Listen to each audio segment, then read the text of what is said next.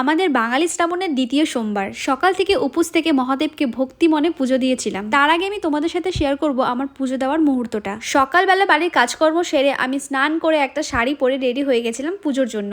আর হ্যাঁ, এটা ছিল আমার বিয়ের পর প্রথম শ্রাবণ মাস। এই শ্রাবণ মাসের প্রত্যেকটা সোমবারই কিন্তু আমি মহাদেবের মাথায় জল ঢেলে পুজো করব। ওইদিকে আমি রেডি হয়ে চলে গিয়েছিলাম ঠাকুর ঘরে। আর ঠাকুর ঘরে গিয়ে তোমাদের দেখাবো আমি কিভাবে পুজোর জিনিসগুলো গুছিয়েছিলাম। প্রথমে আমি দুধটা ঢেলে নিয়েছিলাম ঘটিতে, তারপর তাতে তিল, চন্দন, মধু, ঘি দিয়ে কিন্তু একটু মিশিয়ে নিয়েছিলাম। আর এখানে আমি তোমাদেরকে একটু বলে রাখি, আমি তেমন বেশি কিছু নিয়ম কিন্তু আমি জানি না, তাই আমি শুনে শুনে নিয়মগুলো কিন্তু করেছিলাম। ওইদিকে আমি ফুল রেডি করেছিলাম মহাদেবের প্রিয় নীলকণ্ঠ, আর ওইদিকে ছিল বেলপাতা, যেটা ছাড়া মহাদেব সন্তুষ্টই না। আর এইদিকে ঠাকুরের প্রসাদের জন্য নিয়েছিলাম সন্দেশ আর কিছু ফুল। তারপর সমস্ত কিছু রেডি করে চলে গেছিলাম পাশের বাড়ির মন্দিরে পুজো দিতে। মন্দিরে গিয়ে আমি আমার মতো করে মহাদেবকে কিন্তু সুন্দর করে জল ঢেলে কিন্তু পুজো করেছিলাম। আর বিশ্বাস করো, এই পুজো দেওয়ার পর মনের যে শান্তিটা, সেটা কিন্তু একটু আলাদাই থাকে। এখানে আমি আরতি দেখিয়ে ঠাকুরকে প্রণাম করে আমি চলে গিয়েছিলাম আমাদের বাড়ির ঠাকুরকে পুজো দিতে। এইদিকে যেহেতু বাড়িতে শাশুড়ি মা নেই, তাই পুজোর দায়িত্বটা কিন্তু আমি নিয়েছিলাম। তাই উপোস থেকে দুটো পুজো কমপ্লিট করতে আমার সময় লেগেছিল কিন্তু 2 ঘন্টার মতো। কিন্তু কি বলতো, পুজো দিতে বসলে যে সময়টা কখন বেরিয়ে যায় সেটা কিন্তু বোঝাই যায় না। পুজো তো কমপ্লিট করে নিয়েছিলাম, তার আগে তো তোমরা দেখো আমাদের বাড়ির এই ছোট্ট গপুকে।